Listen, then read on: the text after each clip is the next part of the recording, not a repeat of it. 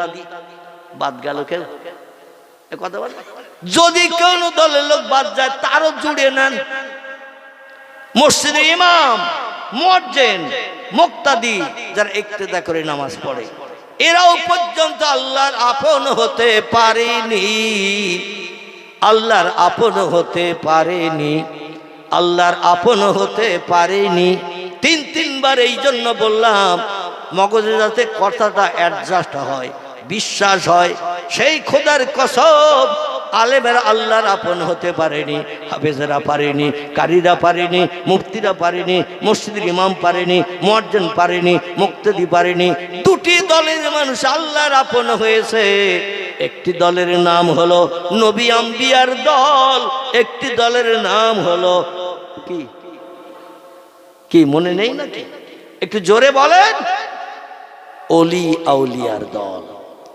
এরা আল্লাহরে যখন ডেকেছে আল্লাহ তাদের ডাক শুনেছেন জোরে বল সুবহান কেমন শুনেছেন মুসা নবী যখন চিন্তা করছেন কি করি হাজার হাজার সাপ আসতেছে জাদুর মাধ্যম দিয়ে আমারে খেতি কি করি আল্লাহ বলেন ওয়ালা তাহজান ওয়ালা তাখাফ ইয়া মুসা ইবনে ইমরান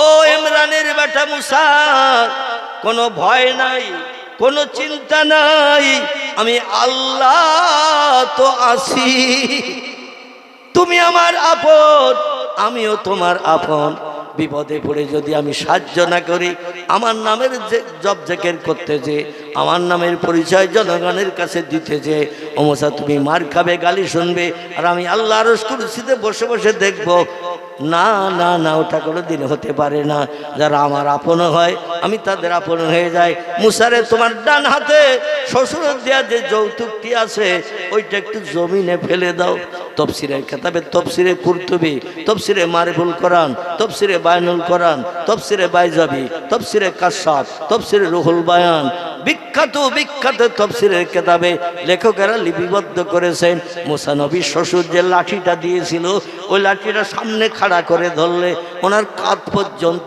উঁচু হতো কত দূর কি জ্বালাই পড়লাম একটু কথাও বলেন না কাঁধ পর্যন্ত উঁচু হতো এই লাঠিটার দৈর্ঘ্য ছিল 40 গজ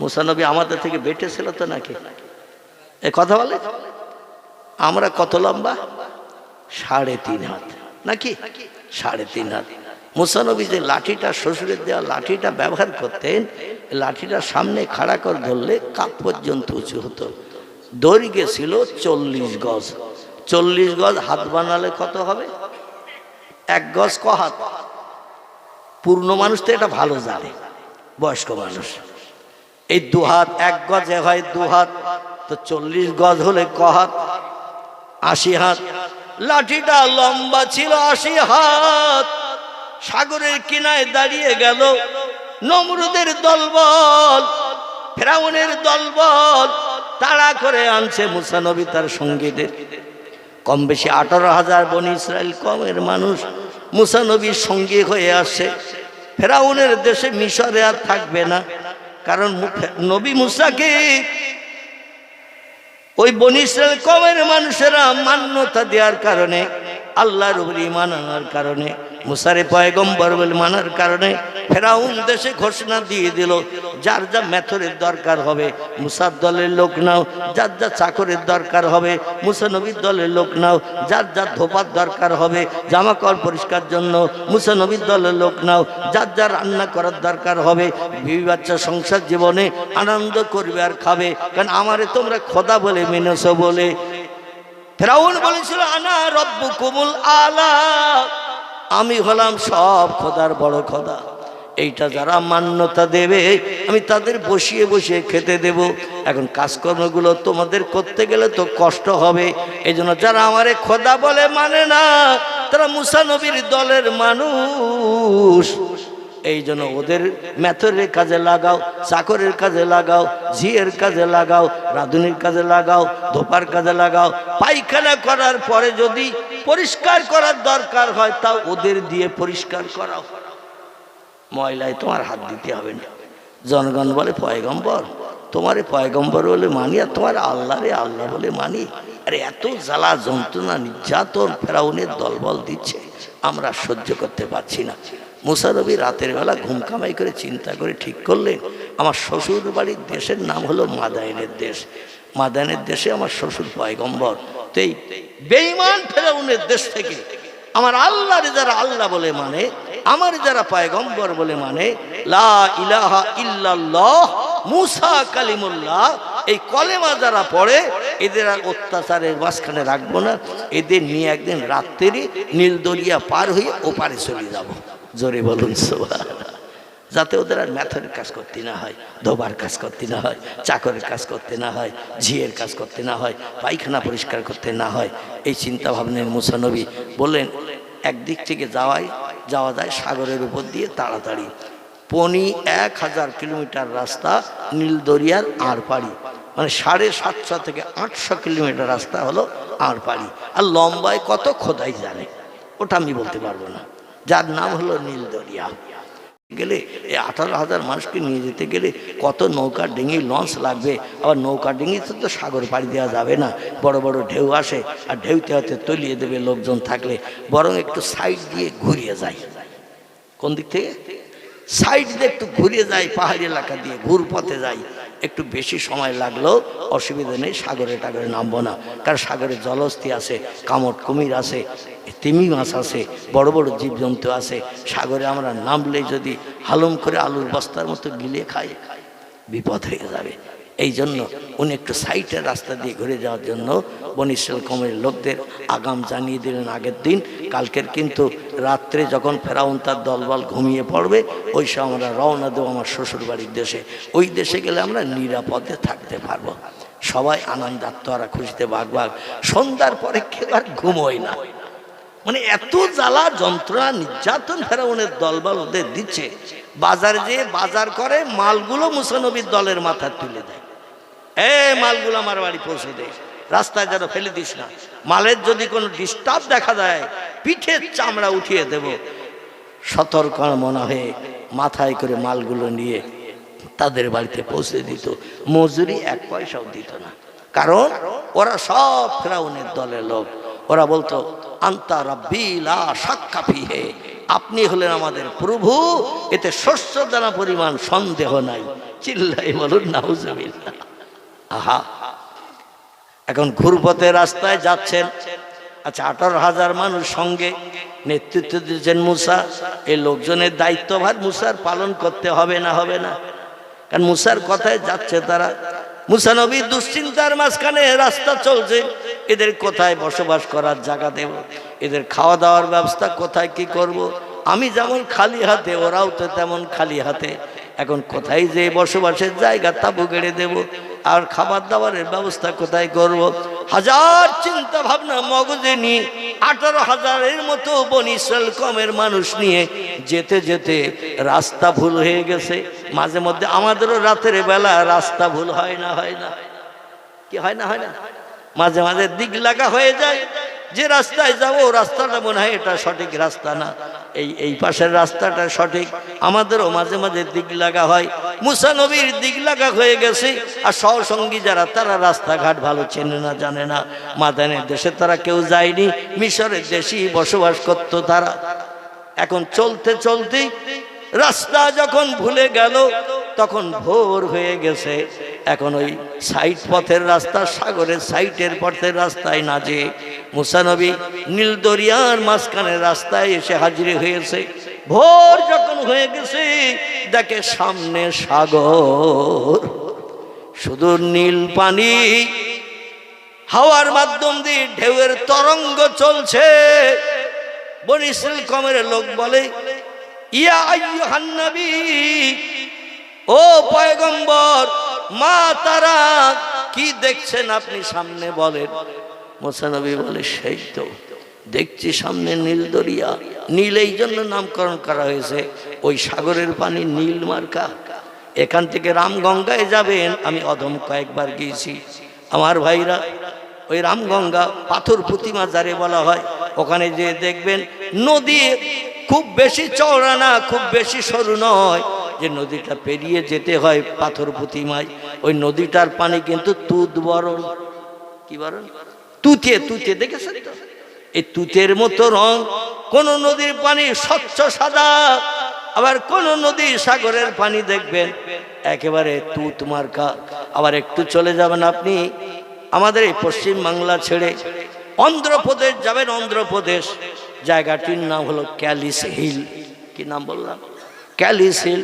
বিশাখাপত্তনম রেল স্টেশনে নেবে ওখান থেকে একটু বাম দিকে যেতে হয়। আমি অধম প্রোগ্রাম করতে গেছি সেখানে। সুরাট, মিরাট, রাজস্থান, গুজরাট, মহারাষ্ট্র, উত্তরপ্রদেশ, বিহার, কর্ণাটক, তামিলনাড়ু, আল্লাহ অধমকে ঘুরিয়েছেন। আমি বাস্তব যেটা দেখেছি সেটা বলছি। কোনো দিন আপনি যদি সেখানে যান আমার কথার সঙ্গে একমত হতে পারবেন। ওখানকার পানিগুলো একেবারে তুতের মতো। উপরে তাকালে 8-10 হাত তলা যে মাছগুলো ছোট ছোট ঘুরছে তাও নজরে আসে। এত স্বচ্ছ পরিষ্কার পানি। জোরে বলুন একটু সুবহানাল্লাহ।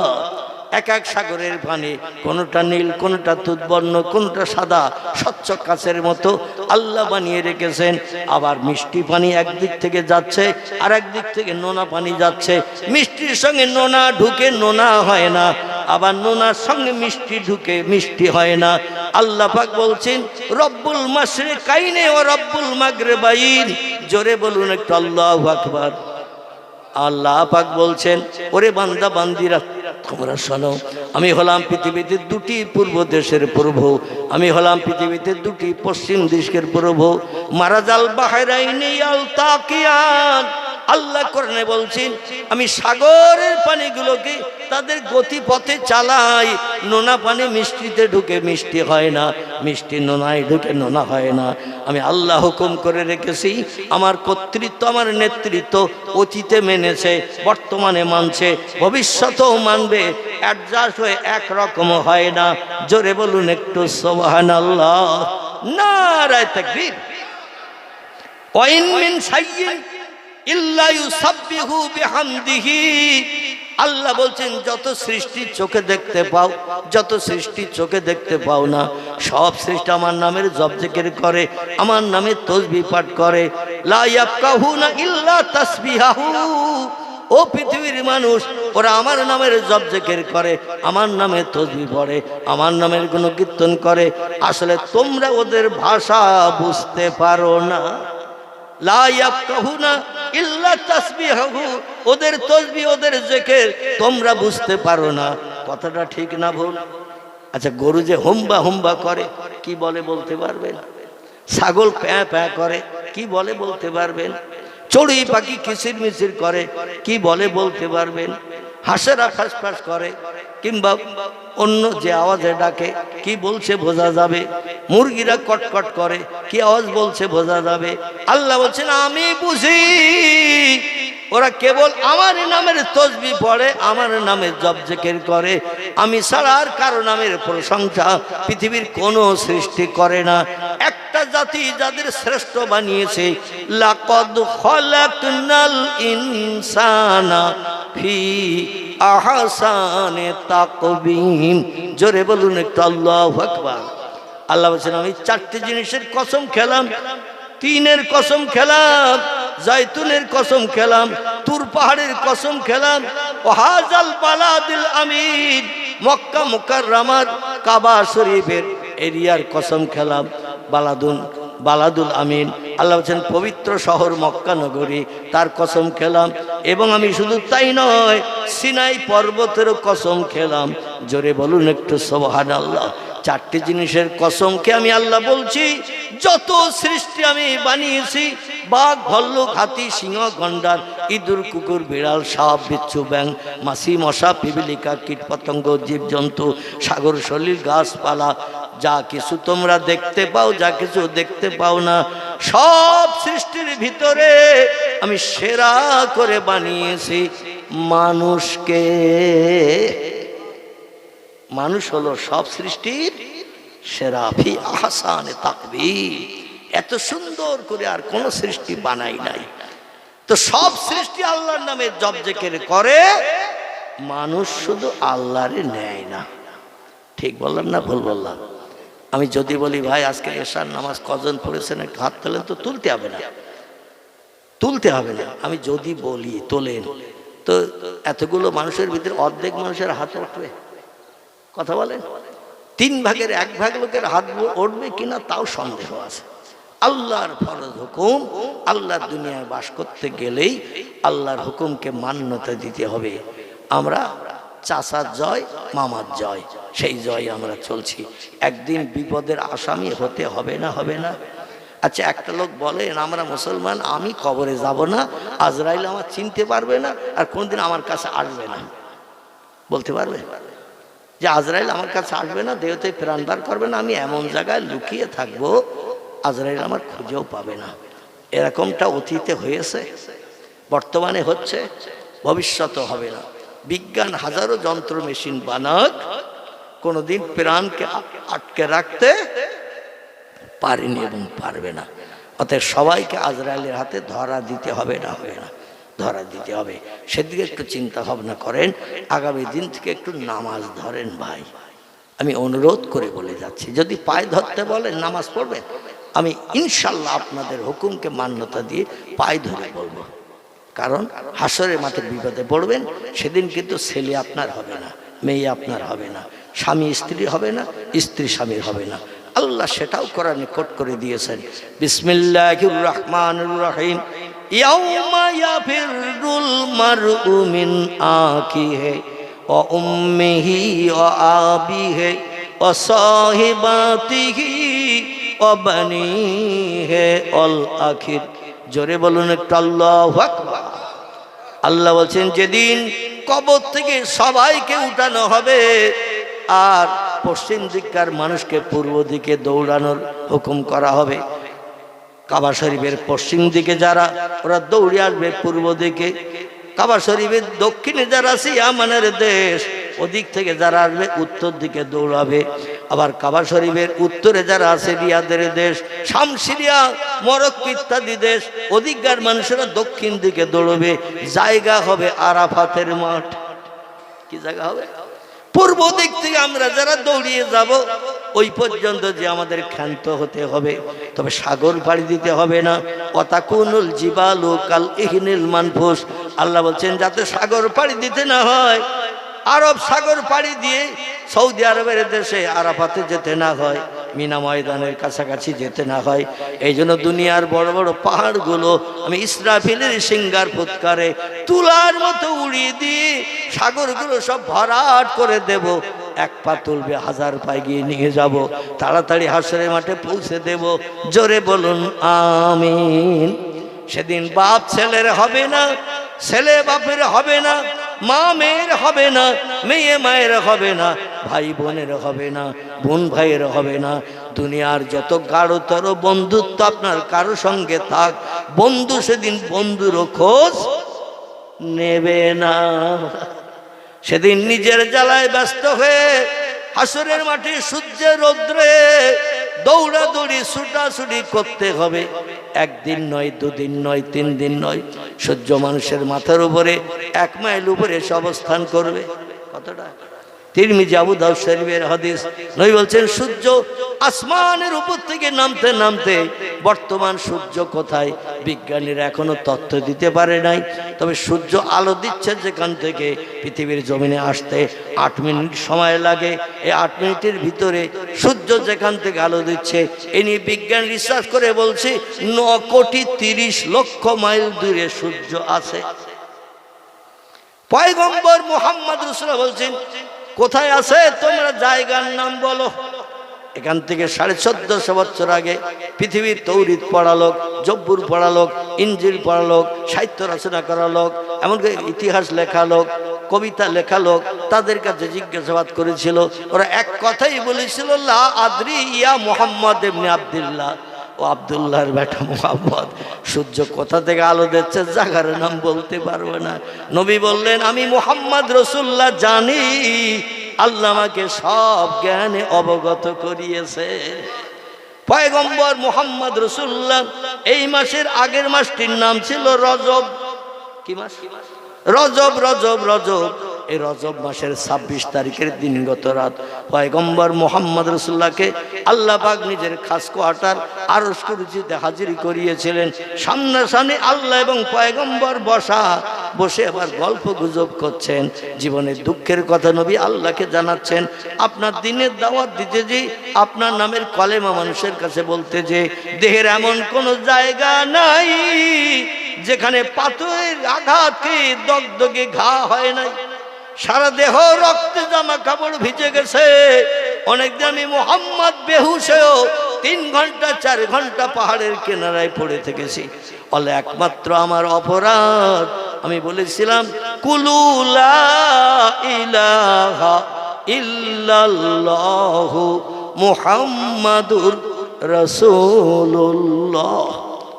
নবীকে জীবনে মিথ্যা কথা বলেছে, কারো মালে না বলে হাত দিয়েছে, কারো গালে চড় মেরেছে, জীবনে মদের গ্লাসে হাত দিয়েছে, সুদের টাকা নিয়েছে, কোনো সুন্দরী নারীকে পাশে নিয়ে পাহাড়ের ধারে গল্প করেছে। বিশ্ব নবীর চরিত্র ছিল সাদা কাপড় মার্কা। সেই নবীর একটাই অপরাধ, কলেমার দাওয়াত দিয়েছে। তাই ওদের খোদা ছিল 360টা। কটা বললাম? তফসিরের কিতাবে লেখা হয়েছে মক্কাবাসীদের পূর্ব খোদা ছিল তখন 360টা। এদের ভিতরে 5টা খোদা ছিল হাই পাওয়ারের বড়। কটা? 5টা খোদা ছিল হাই পাওয়ারের বড়।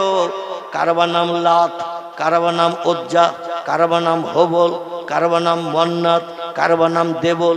এই 5টা খোদা ছিল বড় হাই পাওয়ারের, আর 355টা ছিল লো পাওয়ারের নরমাল। মানুষ জীবনের দুঃখ দুর্দশা নিবারণ করতে যে, সমস্যার সমাধান করতে যে কাবা শরীফের দরজা তালা খুলে কাবার ভিতরে ঢুকে ওই সব ঠাকুরগুলো প্রতিমাগুলো পাথরের কেউবা মাটির বানানো, দেওয়ালের গায়ে সব টানানো ছিল কাবা ঘরের ভিতরে। এই কাবা ঘরের এরিয়াটা 33 ফুট লম্বা, 33 ফুট আড়, 33 ফুট উঁচু। যেদিকে তাকাবেন মেকার একই রকম। জোরে বলুন সুবহানাল্লাহ। যেদিকে তাকাবেন, উপরের দিকে তাকাবেন একই, ডাইনে তাকাবেন একই, বাঁয়ে তাকাবেন, সামনে তাকাবেন, আড়ে লম্বায় উঁচুতে সব দিকে মেকার একই। এই 22 হাত লম্বা, 22 হাত আড়, 22 হাত উঁচু। এরই ভিতরে প্রতিমাগুলো সব টানিয়ে রেখেছিল সমস্যার সমাধানের জন্য। নর্মাল খোদার কাছে ওরা কোনোদিন যেত না। বলে আমার যে সমস্যা, যে বিপদ, ও ছোট খোদা পারবে না, এজন্য বড় খোদার কাছে দিয়ে সেজদায় গড় হয়ে পড়তো। নবী বললেন পাথর মাটি আল্লাহ সৃষ্টি, আর এই পাথর মাটি বানিয়েছেন যিনি, তিনি হলেন আল্লাহ সুবহানাহু ওয়া তাআলা। সে আল্লাহর নামের তসবিহ পড়ো, আল্লাহর নামে জপ করো, ঈমান আনো আল্লাহর উপরে। সব সমস্যার সমাধান পূর্বতন পয়গম্বরদের যিনি করেছেন, তোমাদেরও সব সমস্যার সমাধান করে দেবে। জোরে বলুন একটু সুবহানাল্লাহ। নবী শত্রু হয়ে গেল। আমার ভাই এতদিন ছিল ওদের আপনজন। বিশ্ব নবীর আদর্শ চরিত্র আখলাক ব্যবহার দেখে নবীজিকে 2টি সার্টিফিকেট দিয়েছিল কলেমার দাওয়াত দেওয়ার আগে। একটি সার্টিফিকেটের নাম হলো আল আমিন, একটি সার্টিফিকেটের নাম হলো আস-সাদিক, একটা সার্টিফিকেটের নাম হলো বিশ্বাসী। মোহাম্মদ বিশ্বাসী, কোনদিন বিশ্বাস হারা করে না, যার সঙ্গে কথা দেয় কথার মর্যাদা রাখে, হলো পূর্ণ ইমানদার বিশ্বাসী। 2 নম্বর হলো আস-সাদিক, মোহাম্মদ হলো সত্যবাদী, জীবনে কোনোদিন মিথ্যার আশ্রয় নেয় না। আমার ভাইরা, সেই পয়গম্বর মুহাম্মদ রাসূলুল্লাহ আল্লাহর দরবারে যে ঘাত প্রতিঘাতের কথাগুলো বলতে শুরু করেছেন, আল্লাহ পাক বিশ্ব নবীকে সান্ত্বনা দিচ্ছেন।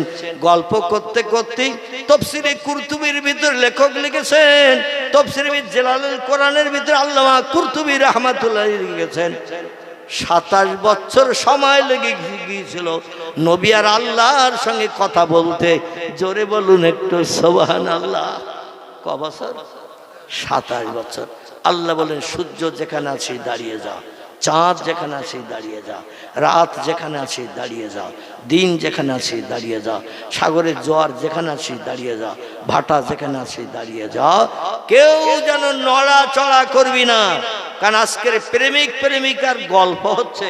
টু শব্দ কেউ করবি না, যাতে আমাদের গল্পের ব্যাঘাত হয়। গল্পের যদি ব্যাঘাত হয় উপযুক্ত শাস্তি পাবি। সব সৃষ্টি কার বানানো? আল্লাহর বানানো। তা আল্লাহ বলেছেন, ওরা কি আল্লাহর হুকুমের খেলাফ করবে? খেলাফ করবে না। সময় লেগে গেল 27 বছর। এমনকি পয়গম্বর মুহাম্মদ রাসূলুল্লাহ সাল্লাল্লাহু আলাইহি সাল্লাম মক্কার কাবা চাতলের আমাদের পূর্ব দিক থেকে, কোন দিক থেকে?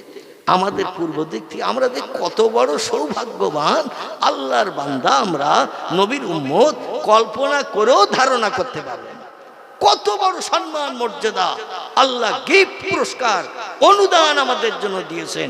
মক্কা শরীফে যারা গেছেন আমার কথা একমত হতে পারবেন, যত নেয়ামত আল্লাহ মক্কা শরীফে রেখেছে সব আমরা ভারতবাসী মক্কা শরীফের পূর্ব দিকে বাস করি। আমরা মাঝখানে সাগর, আরব সাগর, এপারে আমরা, ওপারে সৌদিরা, সব নেয়ামত আল্লাহ আমাদের দিকেই করে রেখেছে।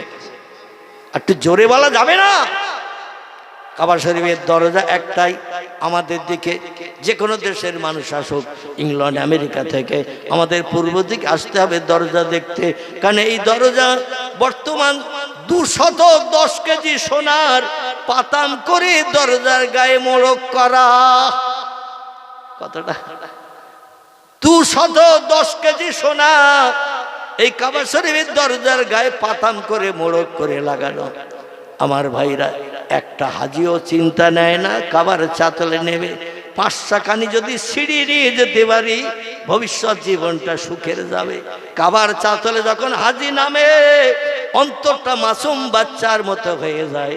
মাসুম বাচ্চা, 1-1.5 বছরের বাচ্চা, ওরা কোনটা চুরি করতে হবে, কোনটা চুরি করা যাবে না, ওদের মগজে কি চিন্তা থাকে? বাচ্চাদের মনটা যেমন নরম স্বচ্ছ, হাজিদের মনটা আল্লাহ তেমন নরম করে দেন। নবী বলছেন, এই কাবার দরজায় আমার কোন উম্মত যদি হাত লাগায় সঙ্গে সঙ্গে তার সারা জীবনের গোনা দরজার ইজ্জতের খাতিরে আল্লাহ মাফ করে দিয়ে বেগনা বানিয়ে ঘরে পাঠাবে। এই কাবা শরীফের পূর্ব দিকে একটা জান্নাতি পাথর এখনো পর্যন্ত সেট করা আছে। পশ্চিমে নাই, উত্তরে নাই, দক্ষিণে নাই, আমাদের পূর্ব দিককার কর্নারে একটা পাথর সেট করা আছে, যার নাম হলো হাজরে আসওয়াদ, আল্লাহর জান্নাতি পাথর। নবী বলছেন, এই পাথরে যদি কেউ ঠোঁট লাগাতে পারি, এই পাথরে যদি হাত ঘষার সুযোগ পায়, ওর হাত এবং ঠোঁট জাহান্নামের আগুন হারাম হয়ে যাবে। আল্লাহ সেই পাথরটা অন্য কোন দিকে রাখেন নাই, শামসিরিয়ার দেশের দিকে রাখেন নাই, ইংল্যান্ড আমেরিকার দেশের দিকে রাখেন নাই, দক্ষিণ ইয়ামানের দেশের দিকে, ইথিওপিয়ার দিকে রাখেন নাই, আমাদের পূর্ব দিকে রেখে দিয়েছেন। ওই পাথরের পাশে একটি জায়গাটির নাম হলো মুলতাজিম। মুলতাজিম দরজার পাশে আর পাথরের পাশে মাঝখানে ঠিক এতটা জায়গা একটা দেওয়াল আছে, এই দেওয়ালটার নাম হলো মুলতাজিম। নবী বলছেন, এই মুলতাজিমের সামনে দাঁড়িয়ে আমার কোন উম্মত যদি জীবনের সুখ শান্তি আল্লাহর কাছে তুলে ধরে, শর্ত হলো 2 ফোঁটা চোখের পানি ফেলতে হবে। ফালিয়াদহাকু কালিলাও ওয়ালিয়াবকু কাসীরা। আল্লাহ বলছেন, আমার নেয়ামত যদি পেতে চাও, আমার রাজি করে জীবনের সফলতা যদি অর্জন করতে চাও, 2টো কাজ একটু কম বেশি করে করে নাও। একটি কাজ হলো ফালিয়াদহাকু কালিলা, আল্লাহ কোরআনে কোট করে দিয়েছেন, হাসি তামাশা একটু কম কম করে করো। ওয়ালিয়াবকু কাসীরা, চোখের পানি একটু বেশি বেশি করে ফেলো। হাসো কম, কাঁদো বেশি, এটা আল্লাহর কোরআনের নির্দেশ। আমাদের এখন হাসি বেশি না কান্না বেশি? একটু কথা বলেন। সব ঘুমিয়ে পড়েছেন পেছনে, সময় বোধহয় অনেক হয়ে গেছে নাকি? ও আল্লাহু আকবার, দেখতে দেখতে 11টা হয়ে গেছে। আর খুব বেশি দেব না, আবার থলির ডান্ডা ছিঁড়ে যাওয়ার ভয় আছে। বেশি দিলে আবার ডান্ডা ছিঁড়ে যাবে, বাড়ি পর্যন্ত পৌঁছাবে না। এদিন একটু কম দেওয়া ভালো। তো একটু খুব সংক্ষেপ 2-5 মিনিট বলবেন, 2-5 মিনিট বলবেন। যদিও রাত 11টা বেজে গেছে, তবু 2-5 মিনিট একটু তথ্য দিই। কাবা শরীফের পূর্ব দিকে মাকামে ইব্রাহিম নামক একটা ঘর করা আছে। কি করা আছে? হাজী সাহেব যারা হজ করেছেন আমার কথা একটু সাড়া দেবেন, তথ্যটা ভুল হয়ে গেলে সঙ্গে সঙ্গে ধরে দেবেন, আমি সংশোধন করে নেব। তবে আল্লাহ পাক অধমকে 3-3টি বার নবজির দেশ দেখার তৌফিক দান করেছেন, যেটা বাস্তবে দেখেছি সেটাই আপনাদের কাছে তথ্য দিচ্ছি। আশা রাখি একটা তথ্য ভুলে ভরা হবে না। জোরে বলুন আমিন। কাবা ঘরের পূর্ব দিকে ইব্রাহিম নবী যে পাথরের উপরে দাঁড়িয়ে, আল্লাহ জান্নাতি পাথর, যে পাথরের উপরে দাঁড়িয়ে দেওয়াল গেঁথেছিলেন। পাথরের কাজ ছিল গ্যাস বেলুনের কাজ। কি বেলুন? একটা বেলুনে যদি গ্যাস ভরিয়ে মুখটা সুতো বাঁধা হয়, বেলুনটা ছেড়ে দিলে নিচে যাবে না উপরে উঠবে? বেলুন উপরে যাবে। গ্যাসের কাজ হলো উপরে উঠিয়ে নিয়ে যাওয়া। এই পাথরটার কাজ ছিল পয়গম্বর দুখানা পাথর উপরে পা দিয়ে দাঁড়াতেন, আর পাথর সঙ্গে সঙ্গে শূন্যে উপরে উঠে যেত ঘুড়ির মতো। যখন যেদিকে দেওয়াল গাঁথার দরকার হতো, পাথর সেই দিকে ঘুরে ঘুরে দেওয়ালের পাশ দিয়ে ঘুরে যেত। পয়গম্বর ইব্রাহিম নবীর বেটা, যার নাম ছিল ইসমাইল, যার বংশে আমাদের পয়গম্বরকে আল্লাহ পৃথিবীতে পাঠিয়েছেন, জোরে বলুন একটু সুবহানাল্লাহ। ইসমাইলের বয়স তখন 6.5 বছর। কত? 6.5 বছর বয়সের বাচ্চা। এই বাচ্চা হলেন জোগাড়ে, আর রাজমিস্ত্রি হলেন পয়গম্বর ইব্রাহিম নবী। ইব্রাহিম নবী পাথর উপরে দাঁড়িয়ে উঁচু করে দেওয়াল গাচ্ছে, তার বংশ নসল ঘরে ঢুকলে যেন ছাদ মাথায় না লাগে, তাই 33 ফুট উঁচু করে দেওয়াল গেঁথে তার উপরে ছাদ দিয়েছিলেন। জোরে বলুন একটু সুবহানাল্লাহ। সব ব্যবস্থা আল্লাহ করে দিয়ে দিয়েছিলেন। একটু ঘরটা উঁচু করে বানালেন, আমার বংশ নসল ভবিষ্যতে যদি কেউ লম্বা হয়, ভিতরে ঢুকলে যেন ছাদ মাথায় না লাগে। আমরা যখন ঘর বানাই দেখবেন 10 ফুট 10.5 ফুট অন্তত উঁচু করি, কারণ ঘরের ভিতরে খাট দিলেও যেন ফ্যান পাকা মাথায় না লাগে। ঠিক কি না? ফ্যান পাকা মাথায় না লাগে, এই জন্য একটু উঁচু করি, দেওয়াল গেঁথে তারপরে ছাদ দেই। যাই হোক, এখন পয়গম্বর ইব্রাহিম নবী উনি রাজমিস্ত্রি হয়ে শূন্যে পাথর উঁচু করে নিয়ে ঘুরোচ্ছে। রাজমিস্ত্রিরা যেমন দেওয়াল গাঁথে, একদিক থেকে গাঁথতে গাঁথতে আরেক দিয়ে শেষ করে, তারপর আবার নতুন করে গাঁথনি ধরে। পয়গম্বর এইভাবে গাঁথনি করছেন। আর ওনার 6.5 বছরের ছোট্ট বাচ্চা ইসমাইল আলাইহিস সালাম ঠিক এতটা পুরু, আর আমার বেউ ভর লম্বা, একখানা করে পাথর। এখনো গেলে দেখতে পাবে একখানা পাথর আমার বেউ ভর লম্বা, পুরু হলো এতটা। 6.5 বছরের বাচ্চা ওই পাথর ধরে নি, আল্লাহর নাম স্মরণ করি, বিসমিল্লাহ শরীফ পাঠ করে পাথরে হাত দেয়। সাহায্য করেন কে? আল্লাহ সাহায্য করেন। নবী এই জন্য বলছেন, যখন তোমরা কোনো কাজ শুরু করবে, বিসমিল্লাহ শরীফ পাঠ করে আল্লাহর সাহায্য চাইবে, আল্লাহ তোমার কাজে সফলতা অর্জন করাবে। তাই বলে তোমরা যেন মদ খেতে দেয় বিসমিল্লাহ পড়ো না, সুদের টাকা নিতে দেয় বিসমিল্লাহ পড়ো না, পায়খানায় বসে নোংরা যখন বার করবে বিসমিল্লাহ পড়িও না। ও সমস্ত জায়গার দোয়া আলাদা আছে, ঠিক কিনা? সব জায়গায় এক দোয়া নয়, এই জন্য জায়গা বুঝে দোয়া পাল্টাতে হবে। ইসমাইল নবী এত বড় লম্বা, এতটা পুরু পাথর 2 হাত দিয়ে ধরে উঁচু করে দেয়। ইব্রাহিম নবী শূন্য থেকে পাথর ধরে নিয়ে উঁচু করে নিয়ে দেওয়াল গেঁথে দেয়। বর্তমান যুগে 10টা যুবকের মাথায় যদি ওই পাথর একখানা চাপানো হয়, কটা যুবক বললাম? 10টা যুবককে ডেকে যদি বলে এই পাথরটা একটু এখান থেকে বইয়ে নিয়ে রাস্তা পর্যন্ত নিয়ে সব, যুবকরা বলবে চাপা পড়িয়ে মরবো নাকি, এত ভারী পাথর, এ কি আমাদের বওয়া সম্ভব? আর 6.5 বছরের বাচ্চা বইয়ে দিয়েছে। জোরে বলুন সুবহানাল্লাহ। এই কাবা ঘরের আমাদের পূর্ব দিকে ইব্রাহিম নবীর কাজ শেষ হয়ে গেল। পাথর দুটো এক জায়গায় সংরক্ষণ করে রেখেছিল, এখান থেকে 5,500 বছর আগে। কত বললাম? 5,500 বছর আগে। ইচ্ছা করলে কাবা শরীফের পশ্চিমে রাখতে পারত, দক্ষিণে রাখতে পারত, উত্তরে রাখতে পারত, কিন্তু কোনো দিকে রাখেননি, আমাদের পূর্ব দিকে রেখে দিয়েছে। জোরে বলুন সুবহান। এই ঘরটা সামনে নিয়ে 7 বার কাবা শরীফ পাক দেওয়ার পরে, তওয়াব করার পরে এই পাথরটা সামনে নিয়ে 2 রাকাত নামাজ প্রত্যেকটা হাজিকে পড়তে হয়। নামাজটির নাম হলো ওজুবুত তওয়াব। কি নাম বললাম? ওজুবুত তওয়াব। এই নামাজ না পড়লে তওয়াব পরিপূর্ণ হবে না, তওয়াব কমপ্লিট হবে না। আমাদের পূর্ব দিকে এসে প্রত্যেকটি হাজিকে 7 বার কাবা শরীফ পাক দিয়ে তওয়াব করে আমাদের পূর্ব দিকে এসেই 2 রাকাত নামাজ পড়তে হয়। জোরে বলুন সুবহান। শুধু তাই নয়, আল্লাহ কত নেয়ামত আমাদের দিকে দিয়েছেন, শুনলে তাজ্জব হয়ে যাবেন।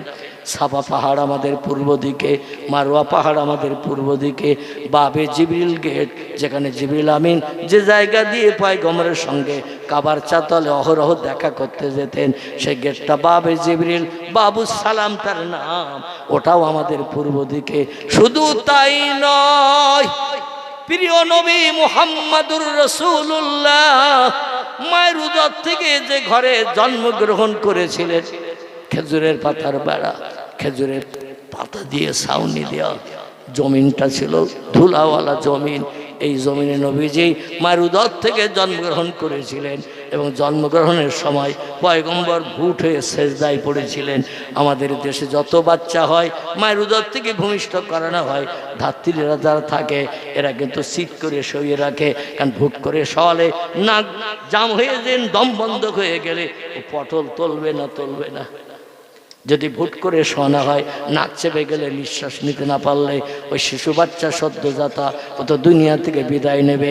একজন ব্যক্তি কেবল ভুট হয়ে শুয়েছিলেন জন্মের পর, দুনিয়ার কোনো ধাত্রীও যায়নি জন্মগ্রহণ করাতে।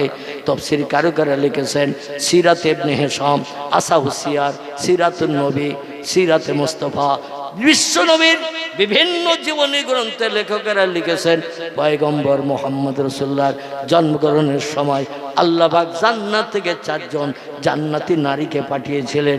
বসিরহাট আল্লামা হুজুর মিলাদে মুস্তাফা নামক কিতাবে 2 জন নারীর কথা লিখেছেন।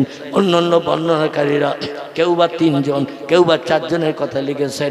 একজনের নাম হযরতে মা হাওয়া আলাইহিস সালাম, হযরতে আদম নবীর বিবি। আর একজনের নাম এমন করে হযরতে আসিয়া, ফেরাউনের স্ত্রী, জান্নাতি নারী, জোরে বলুন একটু সুবহানাল্লাহ। আরেকজন নারীর নাম হযরতে মরিয়ম, ঈসা নবীর মা, জোরে বলুন একটু সুবহানাল্লাহ। আমার ভাইরা, এইভাবে হযরতে রহিমার নাম কেহবা করেছেন মুসা নবীর বোন, তারও নাম ছিল মরিয়ম, তারও নাম করেছেন। এক একজন এক এক রকম নারীর নাম করেছেন। আল্লামা হুজুর মিলাদে মুস্তাফা নামক কিতাবে লিখেছেন 2 জন নারী ধাত্রী হিসেবে এসেছিল জান্নাত থেকে। একজনের নাম আসিয়া, ফেরাউনের বিবি, আর একজনের নাম মরিয়ম, ঈসা নবীর মা। 2 জন এসে সন্তান প্রসব করে দিলেন। দুনিয়ার কোনো মেয়েরা চান্স পায়নি মামিনার বাচ্চা হবে, নাউজুবিল্লাহ, গুপ্তাঙ্গ দেখবে এবং দেহের অঙ্গ প্রত্যঙ্গ দেখবে, আল্লাহ ওটা পছন্দ করেনি। নবীর ইজ্জত সম্মানের খাতিরে জান্নাতি নারী পাঠিয়েছেন, যারা পৃথিবীতে কোনোদিন আসবে না, কারো কাছে তথ্য দেওয়ার সুযোগ পাবে না। জোরে বলুন একটু সুবহানাল্লাহ। আমার ভাইরা, সেই নবীজির জন্মঘর মক্কা মুকাররমায় এখনো আছে, যার বয়স হয়ে গেছে 1500 বছরের উপরে। মক্কা শরীফে আবু বকরের ঘর ছিল, ওমরের ঘর ছিল, ওসমানের ঘর ছিল, আবু তালেবের বেটা আলীর ঘর ছিল, আব্দুর রহমান বিন আউফের ঘর ছিল, সাদ বিন আবি আক্কাসের ঘর ছিল, জুবাইরের ঘর ছিল, তলহার ঘর ছিল, সাদ বিন মাযের ঘর ছিল। সব ঘরগুলো মক্কা শরীফে সৌদি সরকার ভেঙে চুরমার করে দিয়ে জায়গা ক্লিয়ার করে দিয়েছে হাজিদের নামাজ পড়ার সুবিধা করার জন্য। যতদিন যাচ্ছে মানুষের ভিড় বেশি বেশি হওয়ার কারণে পাহাড় পর্যন্ত কেটে ক্লিয়ার করে দিয়েছে সিবি গাড়ি দিয়ে। পাহাড়ের টুকরাগুলো নিয়ে নিয়ে পরিষ্কার করে জায়গা ক্লিয়ার হচ্ছে, কিন্তু 2টো ঘর এখনো পর্যন্ত মক্কা শরীফে বিরাজমান এবং আমার ধারণা কিয়ামত পর্যন্ত থাকবে। জোরে বলুন একটু সুবহানাল্লাহ।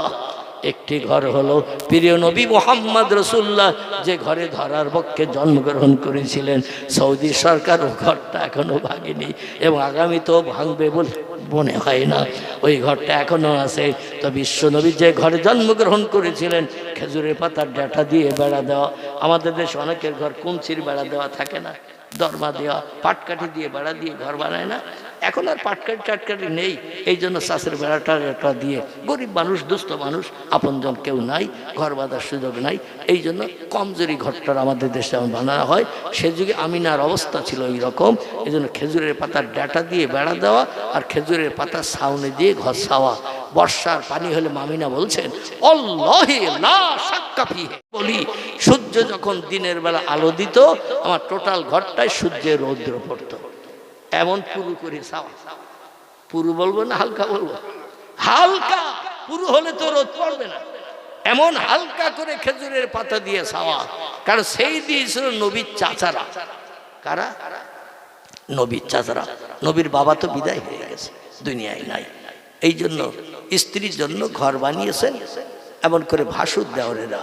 কারবা নাম হারেস, কারবা নাম মোকাবেম, কারবা নাম হামজা, কারবা নাম আব্বাস, কারবা নাম আবু তলেব, কারবা নাম আবুল আহাব। আমার ভাইরা কারবা নাম আব্দুল্লাহ। আব্দুল্লাহ বিদায় নিয়েছেন, আর বাকি 9 জন ভাই বেঁচে ছিল।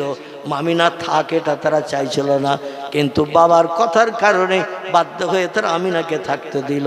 তাই বলল আমরা এমন ঘর বানিয়ে দেব আমিনা যাতে সুখে বসবাস করতে না পারে। জ্বালা যন্ত্রণা নির্যাতন অত্যাচার পাওয়ার কারণে আমিনা ইয়াসরিবের দেশে, যার বর্তমান নাম হলো মদিনাতুল মুনাওয়ারা, ওইখানে বাপের বাড়ি চলে যায়। আমরা সুখী জীবন গঠন করতে পারবো।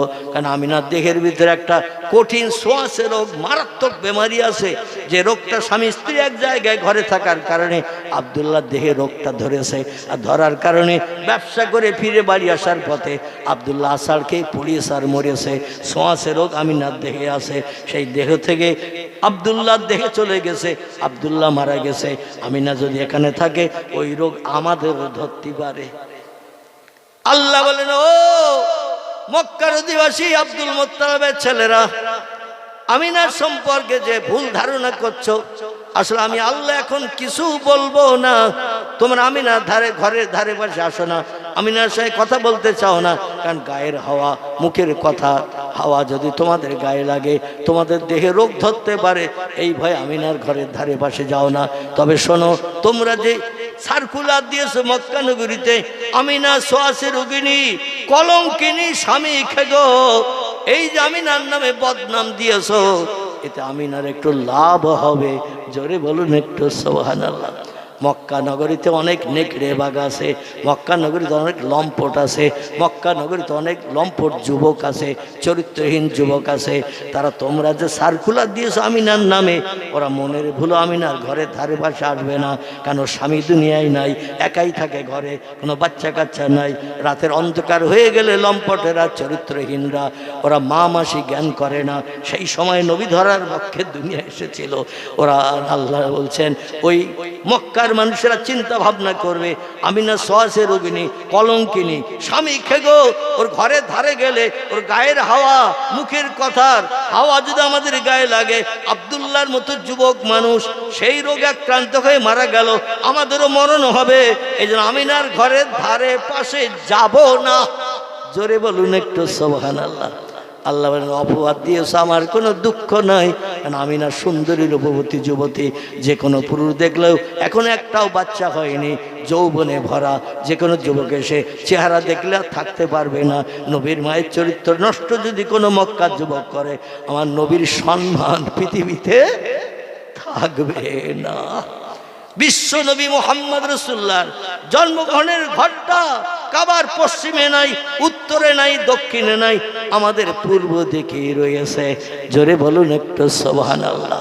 আর একটা ঘর মক্কা নগরীতে আছে। সৌদি সরকার, পরস্পর সরকার পাল্টে গেছে বটে, কিন্তু ঘর ভাঙেনি। এই ঘরটি হলো আবু জেহেলের ঘর। কার ঘর? আবু জেহেলের ঘর। নবীর ঘর যেমন আছে, আবু জেহেলের ঘরটাও তেমন আছে। সরকার বিশ্ব নবীর দুশ্মন, বিশ্ব নবীর শত্রু, বিশ্ব নবীর জীবন নাশক, তার ঘণ্টা সৌদি মানুষদের দিয়ে কেন ভাঙেননি? আল্লাহর কুদরতি মহিমা বোঝার সাধ্য মানুষের নাই। সৌদিদের মনের ভিতরে আল্লাহ এমন একটা জ্ঞান দান করে দিয়ে দিয়েছে যে সারা জীবন নবীর সঙ্গে শত্রুতা করলো, নবীর বিরুদ্ধে মন্তব্য করলো, নবীর বিরুদ্ধে লড়াই করলো, বদরের যুদ্ধ করলো, ওহদের যুদ্ধ করলো, খন্দকের যুদ্ধ করলো, তবুকের যুদ্ধ করলো। মক্কার মুশরিকরা, এর লিডার ছিল আবু জেহেল। আবু জেহেল ওর ঘরটা ভেঙে আর খালি করে ওই জায়গায় নামাজ পড়ার জায়গা করো না, বরং বিদেশি যত দেশের মুসলমান হজ করতে আসবে, ওদের কাজায় হাজাতের প্রয়োজন হলে, পেশাব লাগলে, পায়খানা লাগলে, আবু জেহেলের ঘরের এরিয়াটায় পায়খানা ঘর বানিয়ে দাও। যার যখন পেশাব লাগবে, পায়খানা লাগবে, আবু জেহেলের মুখে যেন কিয়ামত পর্যন্ত সবাই পায়খানা করে দেয়। জোরে বলুন সুবহানাল্লাহ। ইন্টারন্যাশনাল টয়লেট, আন্তর্জাতিক পায়খানা ঘর আবু জেহেলের বাড়িতে বানানো হয়েছে। শত শত হাজারের উপরে, 3 তলা, কতলা? 3 তলা পায়খানা ঘর। এতে সাবান পানি, গরম পানি, ঠান্ডা পানি, যা চাইবেন তাই পাবেন প্রত্যেকটি বাথরুমের ভেতরে। মনের আনন্দে পেশাব কারোর লাগতেছে না বলে তাও একটু মুতে দিয়ে আসি, নাউজুবিল্লাহ। মানে পেশাব লাগে না তাও যায়, একটু পেট ব্যথা করলেই দৌড়িয়ে যায়। আবু জেহেলের মুখে একটু পায়খানা না করে কি করে বাড়ি যায়? যে নবীর দুশ্মনী করেছে। আমার ভাইরা, আর বলবো না, আর বলবো না, অনেক লম্বা হয়ে গেছে। দেখতে দেখতে 11:30 বাজতে যায়। সকলে একটু দাঁড়িয়ে যান, সোনার মদিনায় নবীজির দরবারে একটু প্রাণ ঢালা সালাম পাঠাই। ইয়া নবী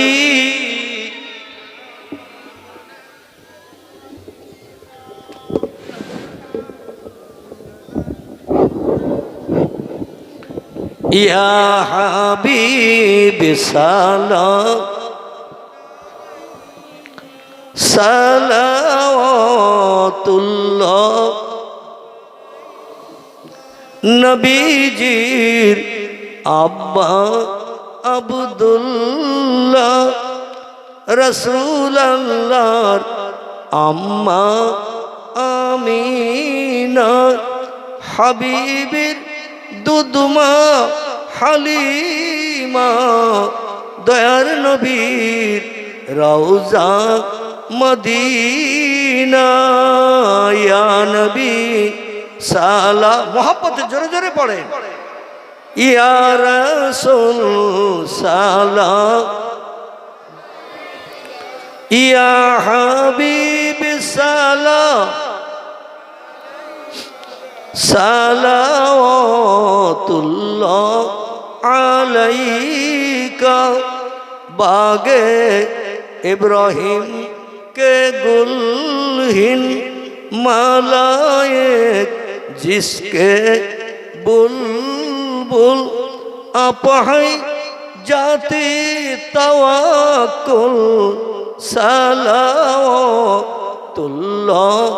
अलैका या नबी सलामुन अलैका या रसूल सलाम या हबीब सलामुन अलैका सलावतुल्लाह। जिब्राइल आवाज तुलिलो आसमानेर दरवाजा खोलो गो, एसेছেন নবীদের সরদার হবে যে খোদা দিদার। ইয়া নবী সালাম, ইয়া রাসূল সালাম, ইয়া হাবিব সালামুন আলাইকা সালাওয়াতুল্লাহ আলাইকা। সকলে বসে পড়ে ইয়া রাব্বি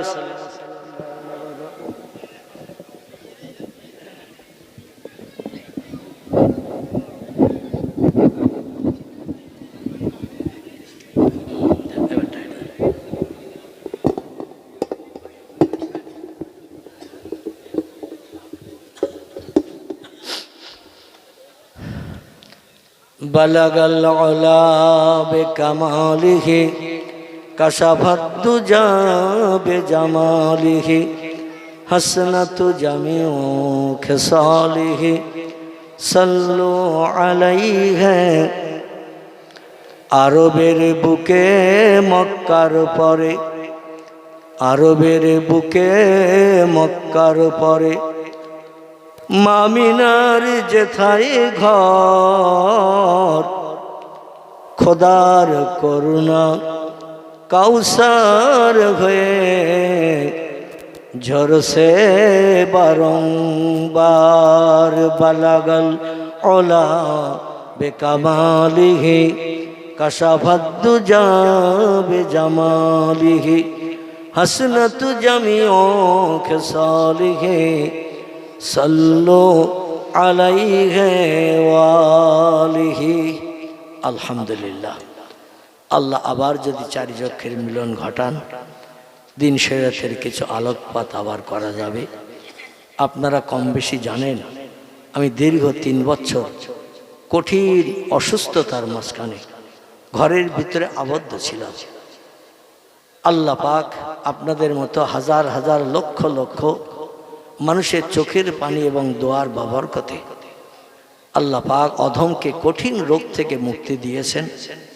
গত 18ই জানুয়ারি 2024 আমি কলকাতা আর.এন. টেগোর দেবী শেঠির হসপিটালে অপারেশন হয়েছিলাম।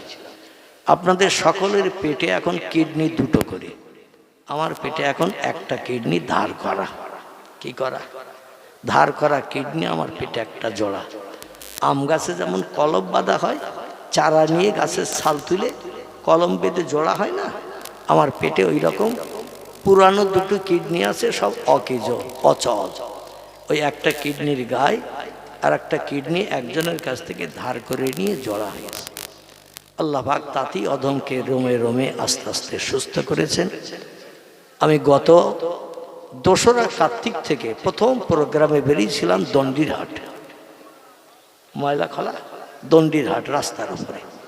তারপরে 6 তারিখে প্রোগ্রাম করলাম দক্ষিণ 24 পরগনার ঢলা রামগঙ্গা। তবে প্রতিদিন প্রোগ্রাম করি না, 2 দিন 3 দিন 4 দিন অন্তর একটা করে প্রোগ্রাম করি, কেন এখনো পূর্ণ সুস্থতা আমি অধম এখনো পাই নাই। তাই মোটামুটি হাতটা ধরে নিয়ে স্টেজে বসালে 2-1 ঘন্টা আমি কথা বলতে পারি।